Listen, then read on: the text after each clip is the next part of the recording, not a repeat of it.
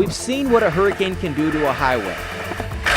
And on North Carolina's Outer Banks, there's one road, 110 miles of unprotected asphalt running along a chain of barrier islands. This is Highway 12. This is also a very nice day, but imagine when there's a big storm or a hurricane and the Atlantic Ocean is right here. It's not going to take much to get that water over or through the dunes and onto the highway. It's extremely vulnerable to both storms and sea level rise.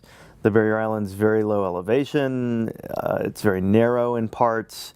It floods on sections of the highway with just about every storm, hurricane or not. The road is a huge challenge for us. It's a very vulnerable section of highway. And over the last several years, I can think of probably a dozen different times where the road's been closed because of overwash.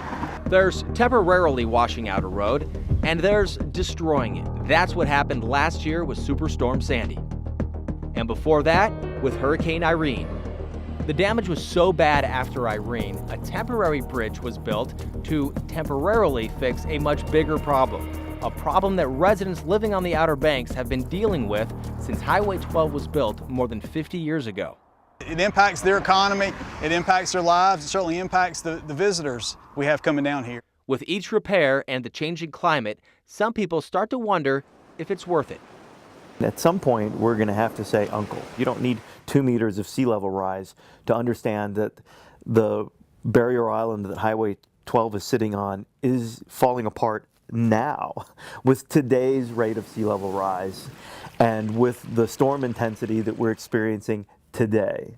It's either a bridge to keep the road open or resort to a ferry system, getting rid of Highway 12 altogether. It would really be detrimental for them. I mean, they would be cut off from daily living, things that they need, their doctors, their businesses. Right now, Highway 12 is open and running, but some wonder how many more tax dollars it will cost to keep it that way, and for how long. How that road changes, it's up to Mother Nature. 5 years, 10 years, 20 years from now, we'll still be dealing with that situation. The answer is still not clear, but one thing appears certain. Those that live on the Outer Banks are not ready to give up. I'm meteorologist Chris Warren, the Weather Channel.